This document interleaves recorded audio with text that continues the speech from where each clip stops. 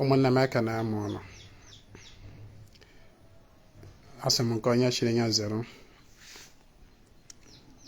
ụbọchị tata bụ ahịa afọ ka afọ meela anyị ife ọma ka afọ mara anyị mma ụbọchị ndị mmiri ji eri aja ka nna osimiri were ngọzi na uju kwasa anyị wụchapụla anyị ife ọbụla bụ ogbochi n'ụzọ ka ụzọ anyị bụrụ siriri welele ụzọ awele ụzọ azara aza ise onye ọnụ na-afọ bụ Chinonso Ezinwa Anaedo Akajiọfọ Ezinwa n'Ifite ọnụ ga-afụ isiokwu anyị ji wee bịa tata mana tupu anyị aga na ya ka m lotekwala anyị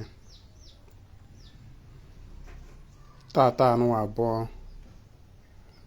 the beginning of October dịka ndị oyibo si agụ ọnwa nke fa and tata ka anyị na-amalite monthly ritual for October.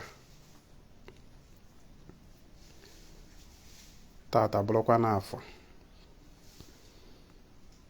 and then ha sị nka nnotekwala anyị nke abụọ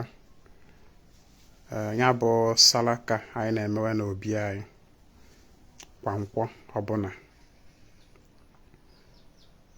echi bụ nkwọ echi ụkwa salaka n'obi anyị ihe nji akọwapụtasị ihe anụ abụ maka ndị nwere mmasị isonye nke ọbụla ị chọrọ isonye na ya ị bịara m n'inbox amara otu esi asụnya oji abana wee ghọọ nri ya bụ isiokwu anyị ji wee bịa tata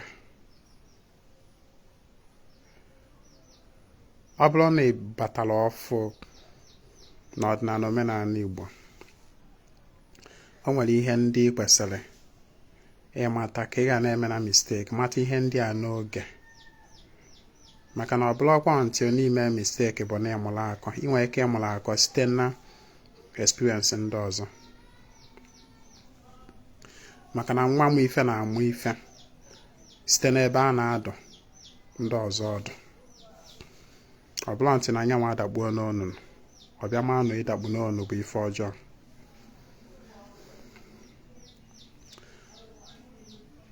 nke mbụ ọ nwere ndị na-ada abịakwute m fa na-akọmplen sị na fa alụgo ọtụtụ ọrụ mmụọ na ọtụtụ dibịa ka ha gakwugoro agba afa lụgasị ọrụ alụọ na nke alụọ nke alụọ nke dọọ mmụọ nke dokpa mmụọ nke mee nke mana emechara ya ife na-ebe na ụka na-ebe ụzọ ego etipu ha di abịa ha and then so many other things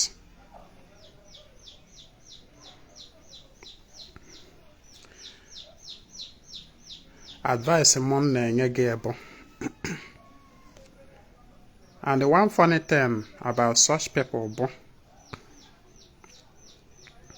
fe enwego these experiences like ọtụtụ dibịa agbagoro fafa lụọ ọrụ fọrọ yet fe abịakwutekwa Ezinwa Anaedo they keep making the same request Ezinwa gbaalụ m afa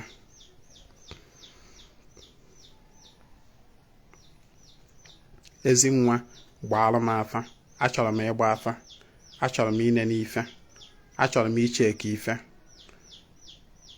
do spiritual reading for me Ezinwa na ọ bụrụ na Ezinwa chigakwa afa n'isi fa afa a na-akakwari ọrụ na-akakwa aja mee nka mee nka mee nka mee nka mgbe ahụ onye ọya ebidozi they were worried and frustrated. Or sige Ezinwa, ihe ndị a niile na-asị m ma emechago m ya. O juwa na dibia 1 million agbagoro m afa. O juwa na malụ ọnụọlụ 100 million.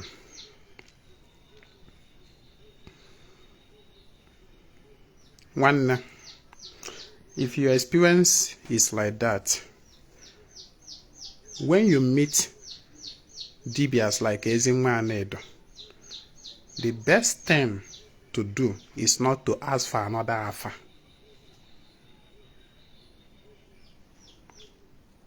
Because the more dibia na agbalụ afa, the more na akarụghị ọrụ na alụ na aga.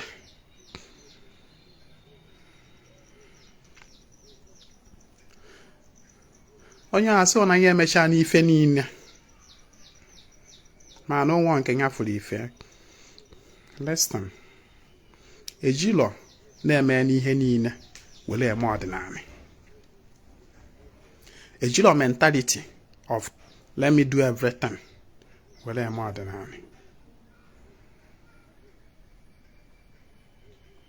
Calm down. Ana m agwa ọnụ. The services that dibia renders is not only ịgba afa. The services that dibia renders is not only ịgba afa. Ịgba afa is like a fraction out of many, just like one out of many services that dibia renders. Ọ bụrụ iwu na ịbịakwute dibia na ihe demand for gba afa. Like o nwere otu nsi ada akọwara ya ọnụ nsi ọnụ. The best will be when you go to dibia, open up to dibia. Open up, like kọwara dibia otu o si akpa gị. You know, just ask the dibia what is your fee for consultation. Ọgba gị ịkwụnyere ya. And then open up your feelings, your experiences, your worries to that dibia. Don't go and begin to express demand again for bafa. Open up your worries to that dibia. And most times, your problem is because you don't know what you want when you go to dibia. Your problem could be constantly demanding for bafa.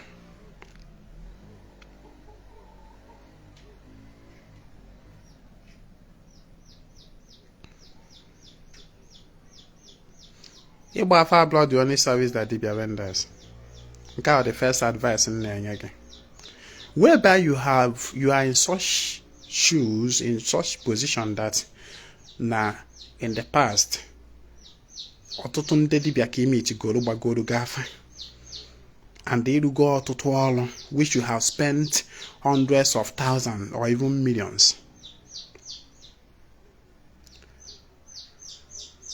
Ọ bụrụ na your experience is like that, then re-strategize, do something different, apply different approach. You can never get something different if you keep doing the same thing the same way every time. Now, number 1. Number 2. Ejilo oke ịdọ mmụọ were eme ọdịnanị. Ịdọkasị mmụọ. Like some people ga-abịa like this, asị gị Ezinwa Anaedo na ọtụtụ ndị dibia gbagoro fa lụgasị ọrụ mmụọ dị iche iche.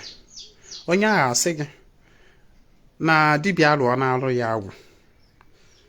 Dibia dọọ narị anyanwụ na eze enu. Dibia dọọ na-eme narị ihe ndị ọgbanje dewe na bia. Dibia adọọ narị echie n'okpesi debe ma ikenga m ihe ndị ọzọ. Dibia emekwuo narị ndị ichie debe. Ihe a na-agba gị ewo ihibesi mmụọ nya na ehibego ndị ichie, ehibego oshi, ehibego agwụ, ehibego ndị ọgbanje ife a na-ada emere ụnụ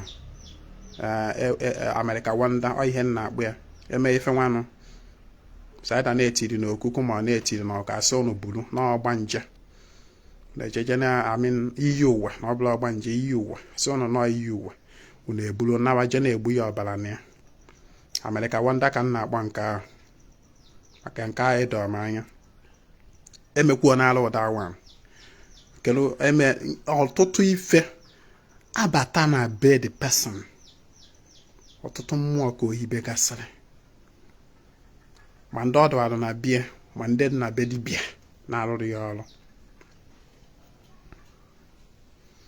ewa m jụọ the person ebudu dibịa ọ sị gị mba na-afịa ka ya na-azụkwa o mana ọrụ ndị anụnwa bụ ọrụ asịrị ya n'afa na ọ bụrụ na emedochara anya ya n'ife ya adị mma nya wee na-eme ejuzie ya ka imedosizili ya how far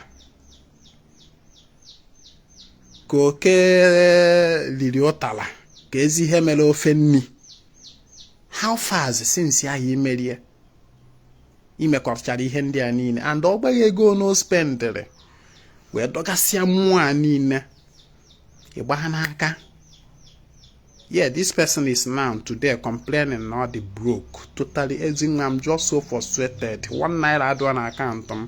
Please, Ezinwa, help me. Ejilo okay don more. It dokase more wele more than I. Oya nke ani asu ani ife na yekwani ansogbu na nya nwebele ego idawo. Dokwa shie. Na kwani nya me na nya no bụ nke ya na-eme onye ka ọrụ gị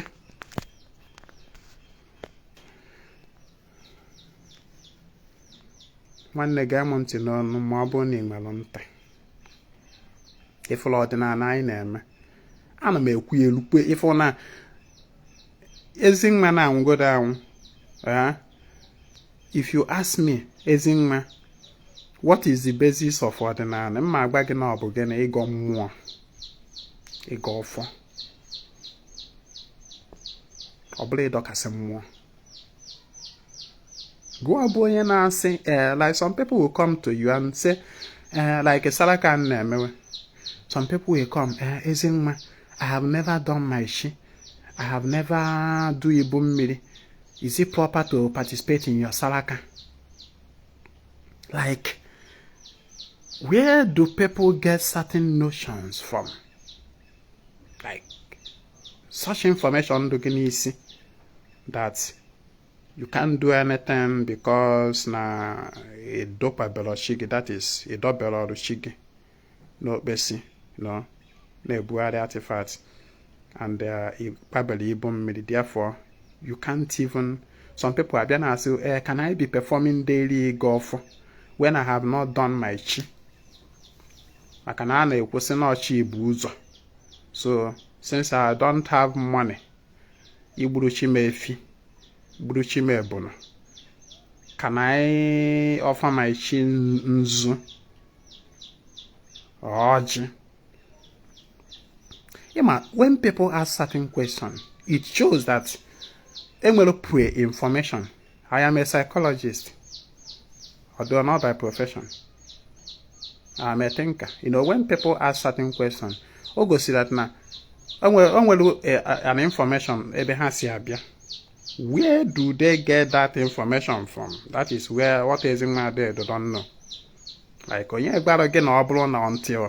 until you put one artifact like that, so an artifact like this, until you put an artifact like this,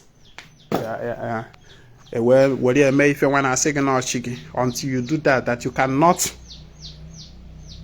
come out in the morning and then use Nzu to call on Yoshi and talk to Yoshi. Who is giving you people such notion? I don't understand. Who is giving you that notion that until na dibia akpọrọ gị gakwa ibu mmiri ịkwa na ibu mmiri ebu all those rubbish? people have in mind ha na-afụ na social media ebikọta plastic ekpojuo n'ime plastic eburuje dọmpụ na mmiri until na dibia mere gị that one you cannot even offer ọjị maọbụ nzu to your ndị mmiri. Like, who is informing your people this kind of nyama information? Ejila oke ịdọ mmụọ were eme ọdịnala. Agbanụ nke mmụọ niile nọkwa within the environment. Mmụọ ahụ ị na-ekwu okwu ịdọ until na ịdọ ya you can't do anything. Mmụọ ahụ nọ n'ala. Mmụọ ahụ ị na-ekwu okwu chiga ahụ ị na-ekwu until na ịdọ ya tinye n'okpesi tupu ịma na ibi n'ihe nwere ike ibido wawara ya ọjị maọbụ godoberie. Chiga ahụ biga ebi n'ime. Agwụ anyị na-ekwu until na ma alụ agwụ I can't do anything for agwụ. Agwụ ahụ bụ mmụọ biga n'ime. The altar of that agwụ is you. Ngenwa. The altar of chigi bụ ngenwa. The very first okpesi chigi ji aka ya wee hibere onwe ya bụ your physical appearance. Your physical appearance. Ndị ọzọ n'onwe gị ngwa na-ene m anya now. Wotu ugegbe kịta anụ anị n'onwe gị. What you are seeing in that mirror is the perfect figure your she choose for himself or herself. Just what a mirror kịta anụ a standing mirror. Ube n'ilu gị nene. That image you are seeing in that mirror, is the perfect figure which your she personally choose for his own representation.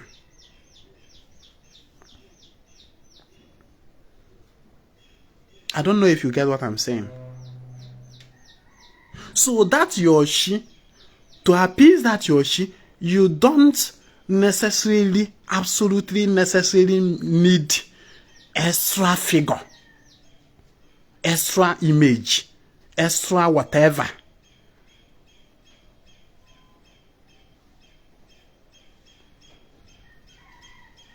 Anọkwa m agwa gị na mmadụ inweru chi okpesi and all those things not unnecessary, but ọ na-adịgodo mma mmadụ ịghọta ife ọ na-eme ya ghọtagodo ihe dị nọ so that it will enable you agba gị nọ ịmụta the principle governing what you are doing, then you can now understand how to now make adjustments here and there and do things to your own taste.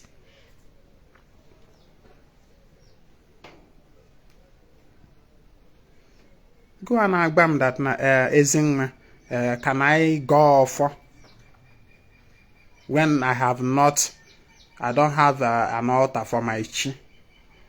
Which other altar could be more than this your physical self? Which other altar for your chi could be more than this? Your physical self is the first altar of Chigi. Any other one you are having is secondary.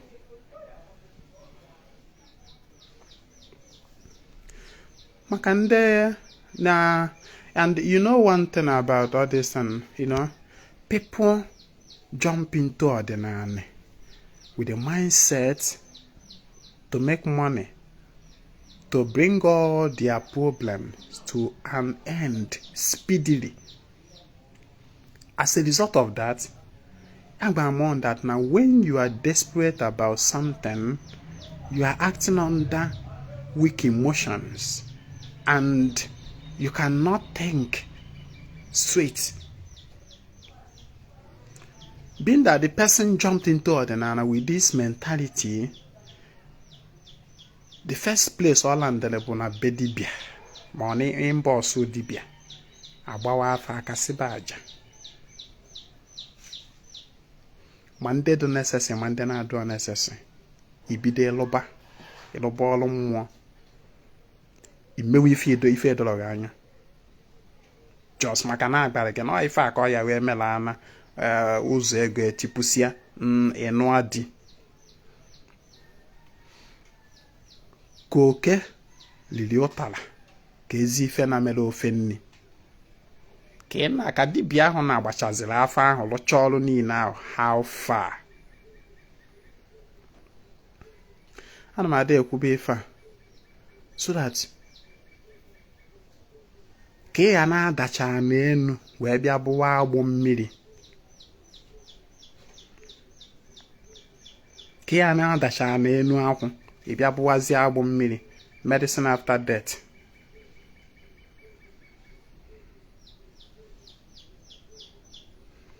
When you come encounter Ọdịnanị newly, calm down.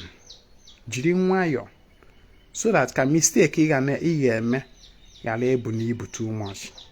Ị ga-emekwa mistake o mana ka ọ ha na-adị na too much because a lot of people in their early days of Ọdịnanị have made a lot of mistakes. Abata na befa a blood dibia mana mmụọ juru everywhere.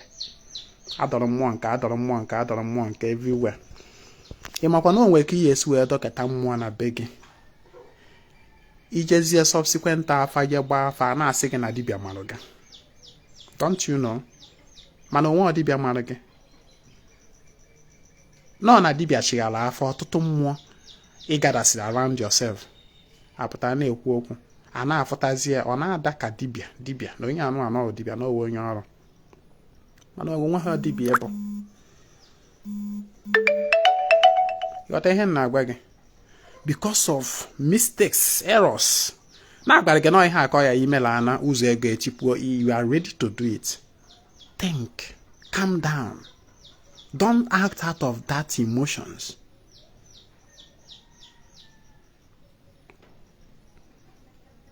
Before you marry ihe na-eme no big ejuna with a lot of mmụọ adọrọ.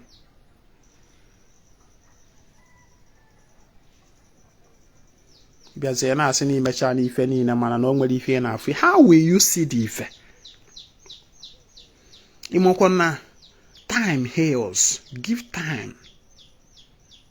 O nwere ihe na-achọ today that can never get to you today until the next 5 years. No matter the ka ajo solo go chụọ today, you can never get that thing until now mature in that 5 years time. Don't you know? The space we live in, the universe I know here, is programmed on time, season. Time, season. That is why in Jade you can see the belief of Ezinwa Anaedo. If you are in that situation that humanly possible within your capability, and yet nothing is happening, then calm down. It should go and gidi. Yet you met her jidizie nwayọ. O nwere ihe experience enwe na Bible mgbe ahụ. One prophet like that. Ọ na-achọ ilu God, the God of Israel. Asị na storm, ịmụ ihe storm bịa gafee, or flood God na the storm. Wind, fire, ga, or flood God on there. A lot of active elements, gashar, or flood God there. Keluzeba flow God in gentle breeze. Gentle breeze. Eba always they encounter the God of Israel. Kechu go rie gidi. Dibia nke ijekwu na gbaala m afa, dibia nke gbaala m afa, dibia nke gbaa afa n'ife, dibia nke check ife, dibia nke na-eme ana akara waja. Na-alụ nke nwere ego ijekwu obiri ebiri. Ichugodo na ịlụ geta n'ọrụ mmụọ business ga collapse because ebe a ka isi draw the money. Jikasi ụgwọ everywhere. o were onye nke chatịrị m yesterday, one woman, o bugodo ụzọ kpọọ m na phone, kpọtegodo m n'ụla. Ise ha chatịrị m na WhatsApp, ihe ọ nọ na-akọ bụ na nya jikasị ụgwọ everywhere ebe ọ na-arụ ọrụ mmụọ. Ọ na-ajụzi m ife nya ya eme ka e nweta ego wee kwụọ ụgwọ nya ji. Si ya na m amahụ. Jikasị ụgwọ everywhere na ya na-arụ ọrụ mmụọ. Ka ịchụgolie na those means, you meta her calmzie down. Chọbazie na that gentle, silent breeze. Calm down.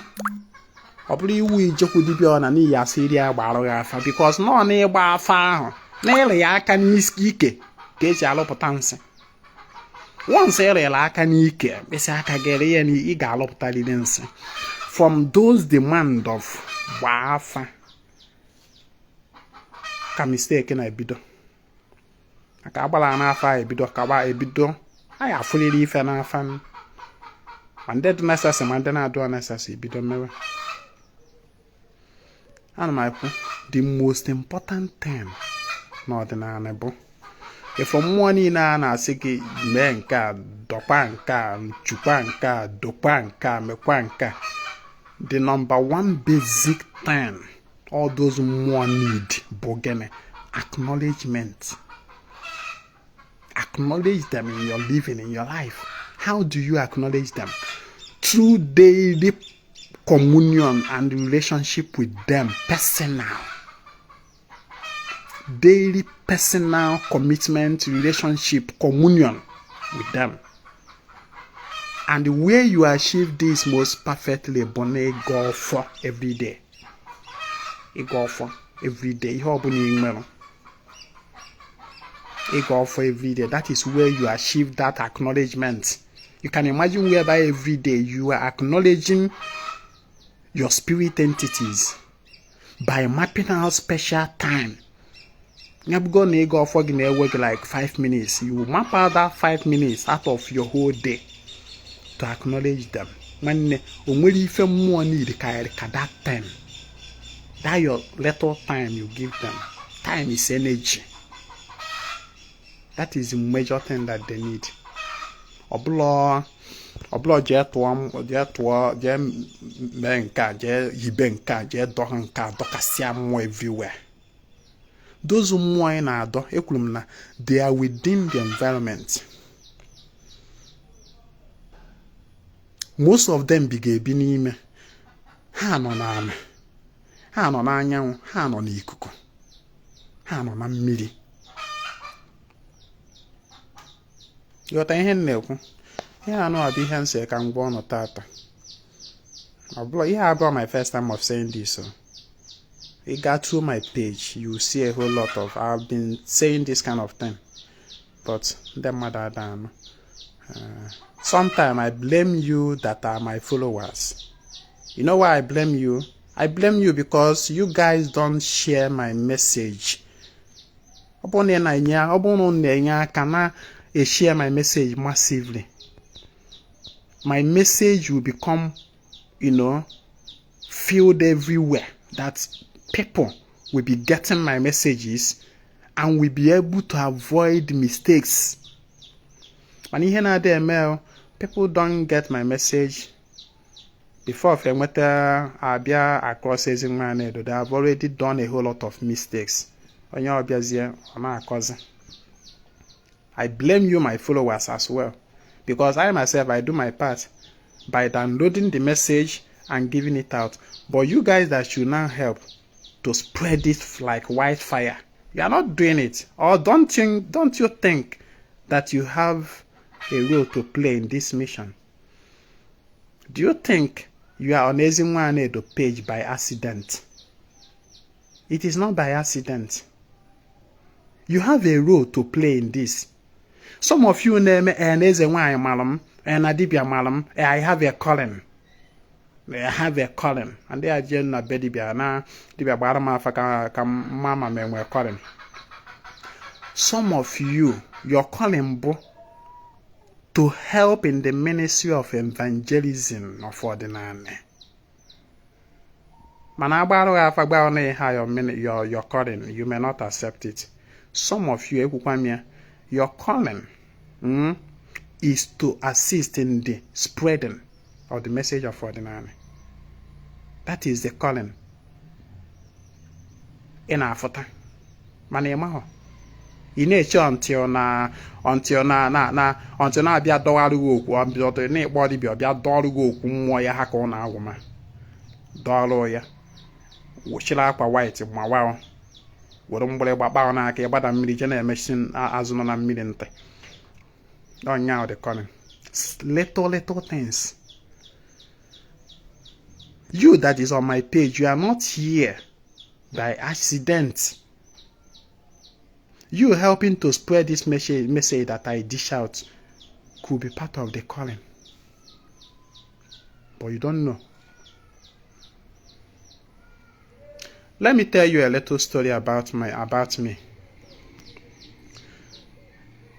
Emana, I have come to understand that I have about at least 3 major calling.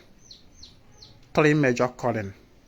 Ezinwa Anaedo. Number 1, I am called to be a teacher of Ọdịnanị.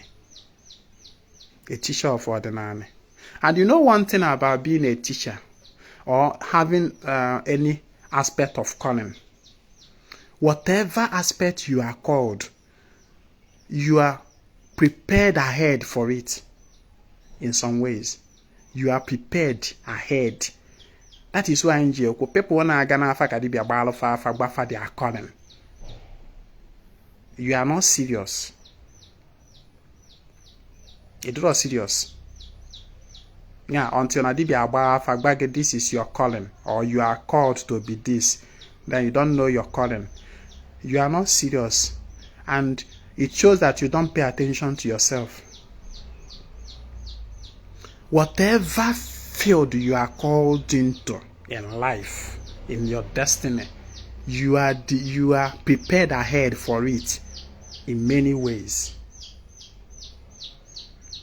For example, as a teacher of Ọdịnanị, I have been prepared right from my primary school, secondary school. I have been prepared. Onye na-afọ efe the Ezinwa Anaedo you are seeing today.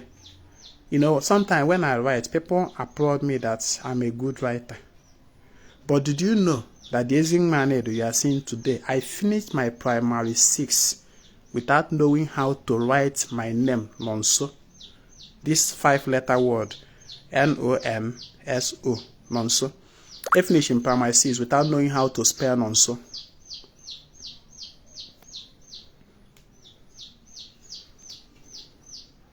Many people are there better. But what now happened? Agụrọmpa ugbo na edo ka ngolo ngụcha ndakwa repeat kwam. Anọkatazie my mom sị na ya akwụzi m ụgwọ akwụkwọ na ada akwụrụ itibọrọ bụ ụgwọ akwụkwọ. I have to drop out of school.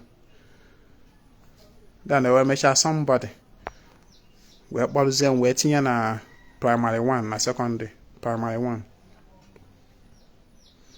That period no, without going to school, I had an encounter, divine encounter.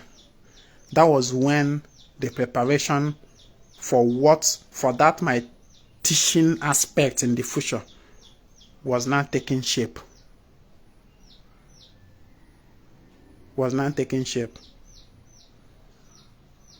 It was from my primary 1 in the secondary school that I started learning to write my name, learning to read, learning to write. The first term of that primary 1, I came second in my class. Somebody in a bubu class in Eastern primary 6. How it happened till today, I don't know. But all of a sudden, I saw myself learning how to read things. Like on a cat on a yellow biscuit. You know, here they say, I just suddenly saw myself start. I'm massing no nya kuzi mo no to I can swim water. from junior secondary 1. I started reading. I could read everything. And then, with time, I started developing that habit. Because a teacher, how can you be a teacher without being lettered, being learned? From there, even my secondary school self was miracle. Then we measure by university. You know. So I was prepared for it because Shimo thought that now, yeah, this is your calling and you need it. Whatever calling you have, you will be prepared ahead for it. Teaching, evangelism of Ọdịnanị is part of my calling. When he heard some years back, again be the Ọdịnanị of, let me say around 2019 or thereabout, 2019, 2020. I was in a dream. And then, this guy, Ọdịnanị, he's a very good friend of mine. And he's one of my earlier days teachers. I fell in love with his writings. Ọdịnanị, the ABS presenter, radio. So, I was in the dream and he called me. That no game be the Lord now. I was going to him in bus to ask him questions, bombard him with questions. Man, others he doesn't give attention in bus. You know, as a new, just like he have people in MM today. Somebody have for my article like this. Instead, I can't go down. Google do the article. What I got something from it. Or put the article. Or jump full name boss. Ezinwa begin to explain everything to me in boss. Or question. The same questions you have answered in that same article or jump buttoning boss. A special lecture. That was the mentality in Joelu. So that guy even 2018. Go article like this, I'll be marveled. Like this guy is so much enlightened. Garden boss, questions. One day, I drop a message name boss this guy. For months, not even a hi from him. Hi, I was like, this guy in Melobi. This same was one na one. See a guy in Melobi. So can look at as name boss. I was not getting, you know. And the corner asked no about game boss. Or be a post super. Now what on a post super every day. He will write one thing that will so much interest me. Ngo chakwe which am I wolo bagbajoku name boss ko waru more. Mananga name boss, nothing. Until now make it where's your care. If I'm boss, I will never again come to that boss. Where goes a warrior. Now that is war. Where be the where go by where research ba. Where go ba. I started reading, scrolling and reading. It took me like not less than 3 months of everyday reading to exhaust everything on a page that guy. Agugidolum. From the last post down to the very first post they created that account. I read everything. Who among you, my followers, can do that on my page today? If you want to baby and boss, can blow your bagalana where kuzibeluge. And you know one thing, I later thanked my she that the guy did not attend to me in boss because while going through his war, I found more than enough answers to those questions on the Nigerian boss. It was later on after a year now. This guy knock at one day where same high name boss chat yam. Biko me wokwa iwe na no kita ka na for my message that I shouldn't say don't worry. Yeah, don't worry. Today, Monel 5 and 6.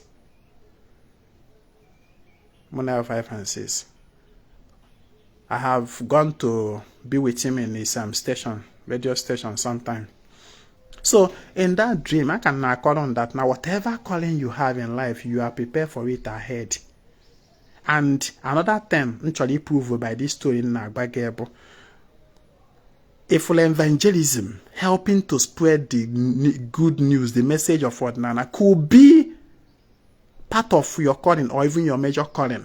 Mani maho ina choka agbagene wodibia. Kije hibesia mwani nena no wana begi. Bulumbule babada wa mmiri. Ina choka agbawe. So in that dream, I was in that dream. This Ọdịnanị called me on phone. Why in the dream? In that dream, I was with my family members, you know. It's just like na ogemwede. In my go nnokomwede. We're just there discussing. Then my phone rang. Obolo Ọdịnanị kpọrọ mpike the call. Biko Ezinwa Anaedo na nọ na air. No na broadcast na air. As at that moment on akpọ that na ọ chọrọ ka nkuzielu ndị audience ya ihe gbasara Ọdịnanị. Ojuam, can you give me some moment of your time? And say yes. So nzaluzie the call where excuse myself from my family. Yeah, I'm going to avoid noise, you know, distractions. So I was now like answering the call like this with Ofuaka. Wolo aka nke ọzọ manye na akpa. Wee na-aza the call. Wee na-ekuzi on air things about Ọdịnanị. Na-ekuzi the audience here. There were millions of people listening in that radio station at that moment. Na Yabonlo. And I was teaching them. Na call aka nọzi wee na-aza like this. All of a sudden masquerade. 4. Ofu si n'iru na-abịa, ofu si n'azụ na-abịa, ofu si n'aka nri na-abịa, ofu si n'aka ekpe na-abịa. To me, and they were all holding cane ụtarị. So, ụtarị aka ha na-abịazi na-approach si on me. Imago, I was still on the call. Mwe wepụta the other aka ntinyere n'akpa. Mwe signal wọlụ fansifa na ha chere godu na mụ na call. No when then na-ekuzili ife na ha chere godu. So Gambia had that sign.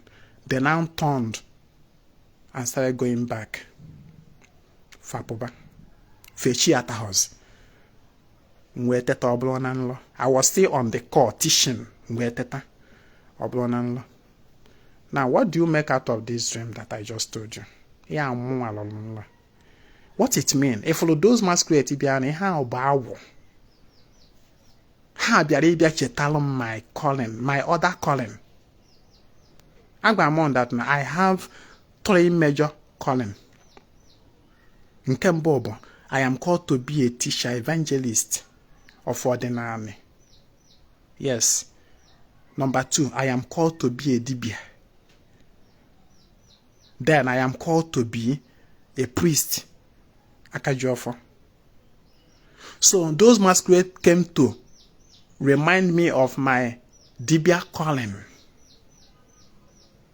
They came to remind me with ụtarị self. But when they came, they now saw that I was already answering my calling in the aspect of teaching. On the aspect of teaching. So, they now find out that, okay. Ke ihe dibia na-eme? Dibia, agba among that na, the major work of dibia abụla ịgwọrọ ọgwụ, ọbụla ịgbarụ gị afa. The major work of dibia bụ to heal your spirit, your soul, through guidance. That is the major work of dibia. dibia healing you begins psychological, mental, before ajazie na physical. Oh, my God, ya bụ unu gbakwunde unu gbakwuje dibia. The only thing you think about bụ dibia gbala mafa. The work of dibia goes beyond that. So a dibia heals people, attends to people, and as a Ọdịnanị teacher, I am also attending to people, healing them of ignorance. Therefore, ofu mmiri ka nọ n'ite asụ, ofu ọlụ ahụ ka ọ na-alụkwa. Therefore, ka I happier, and they left me. Happy hozi m ọtali ahụ. They saw that I'm already on the work. Do you understand something from this station? Oh, maka ngị nwa ya abụ nsị gị share my message. Mana ozi m na-ezikwu, the message that the teaching that I give here. I don't know abia a melody video. Can go see this is dedication of 78 car of the year. Bia kwa bia ki iwe nwe ike gote moto nke gị, ma ọ bụ ka m bịa gosibe gị moto efi anụnwa juru trailer anụnwa ọ nke eji wee bịa ikene mmụọ. Bịa kwa ka emere oke bịakwa kene mmụọ. Ma ka m gba gị dekwa moto anụnwa juru na garage m ọ ndị nlụrụ ọrụ bukọtara m ya. Ihe Ezinwa na-abịa akọrọ gị na teaching ya. I come here to teach your spirit, your soul, to give you life-giving teaching, pure teaching. I am not here to scout for customers, and that is why Ezinwa will be the last person you know kata bia ime keha na akpe as not give away, giving you give away, give when we can share my message. I no go ever do am. If you don't find the reason to share my message, then good for you. But I'm telling you that some of you na purely bedibia na choka agbaro afa ka agbag your area of calling. Some of you, your area of calling is evangelism of Ọdịnanị. Agbamon, follow this our era. In this our era, there are a lot of people that are called into the field of evangelism.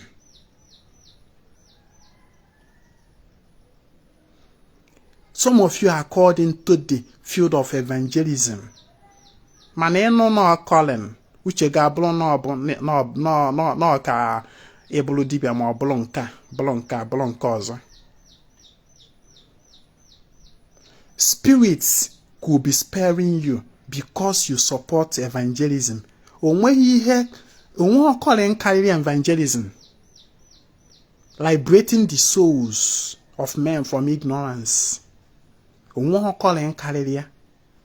As a matter of fact, these three callings that I have, teaching, dibia, and the priest, the one I cherish most in the three teaching.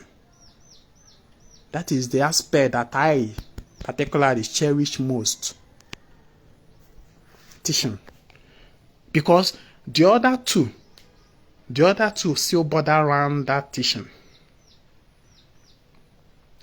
So, I have to stop here. Oya nwa ntị ya nọrọ. Ekele ọrụ eke nke nkete ka nna ala. Ngwa na onwe gị lụọ nke ikete.